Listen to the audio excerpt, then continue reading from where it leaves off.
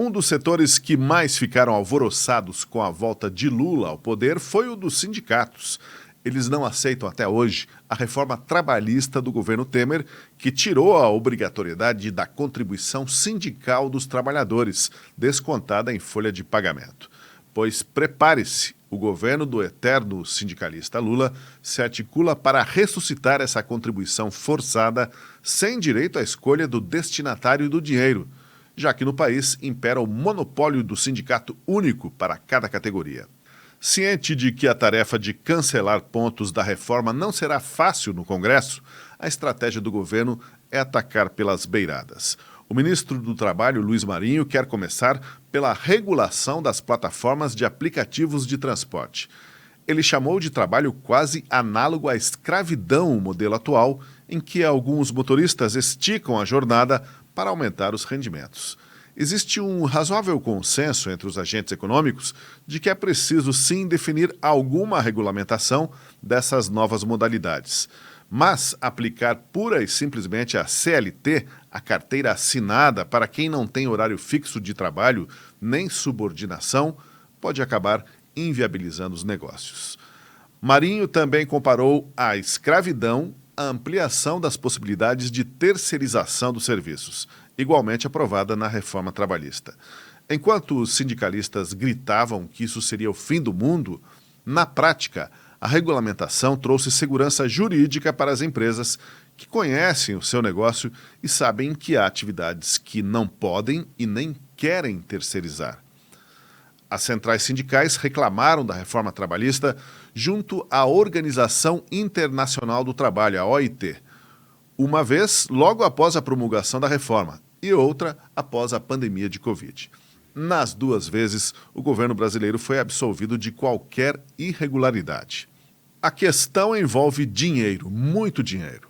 Com o fim da compulsoriedade do imposto, a arrecadação dos sindicatos caiu de 3 bilhões de reais em 2017, antes da reforma, para 65 milhões em 2021. O próprio presidente Lula tem afirmado que a reforma asfixiou os sindicatos. O que Lula não diz é que a reforma asfixiou, isso sim, a indústria de ações trabalhistas. Quem não lembra do tempo em que a pessoa saía do emprego e era estimulada a mover uma ação judicial, por mais que a empresa tivesse feito tudo corretamente? Vai lá, mete do pau, diziam, porque alguma coisa você sempre ganha. Esse tipo de má-fé acabou após a reforma, porque as novas regras estabeleceram que o trabalhador deve arcar com os honorários da empresa caso perca a ação. Só essa mudança, segundo o estudo de economistas da Universidade de São Paulo e do INSPER, resultou na redução de 1,7 ponto percentual na taxa de desemprego e aumentou, em contrapartida, em 2% a taxa de emprego.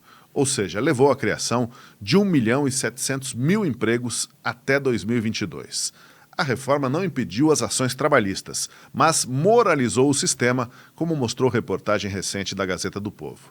O número de novas ações nas varas trabalhistas caiu de 2.700.000 em 2016, segundo o Tribunal Superior do Trabalho, para 1,5 milhão 4 anos depois, ou seja, uma redução de 44%. Na verdade, analistas entendem que o governo pretende não é exatamente uma reforma sindical, mas sim uma maneira de continuar financiando o monopólio dos sindicatos.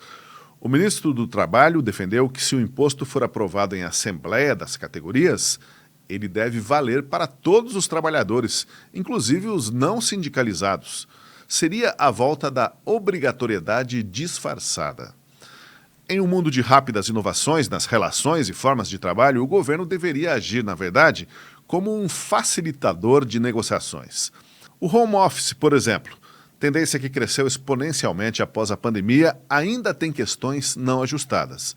Mas nisso o governo não quer pensar.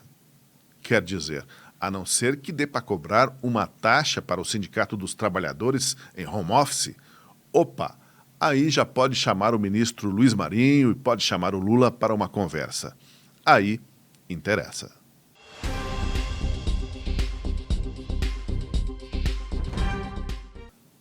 Olha, eu quero aproveitar esse momento para dizer que você ainda pode acompanhar a cobertura jornalística diferenciada que a Gazeta do Povo deu nesta semana em Brasília.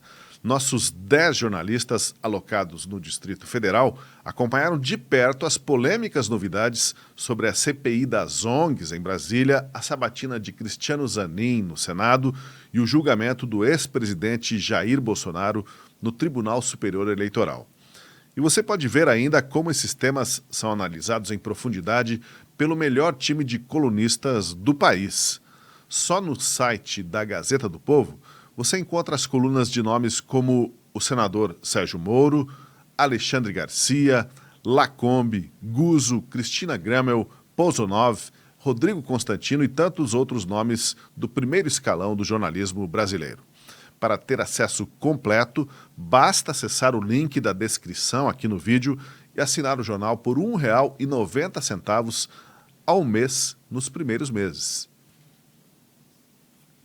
Aqui na Gazeta nós não negociamos a liberdade dos brasileiros. Nós não fechamos os olhos para a censura nem apoiamos ditadores. Queremos dar voz ao Brasil que dá certo e isso só é possível com o apoio de brasileiros como você. Gente que acredita no nosso trabalho e sabe que a Gazeta do Povo se mantém fiel às convicções que nenhum outro jornal possui. Fazer a diferença custa muito pouco. Acesse agora e faça a sua assinatura. Convido você a clicar no link da descrição do vídeo para assinar então a Gazeta do Povo por apenas R$ 1,90 ao mês nos primeiros meses. Faça parte desta mudança, junte-se à nossa comunidade de assinantes e apoie o melhor jornal do Brasil.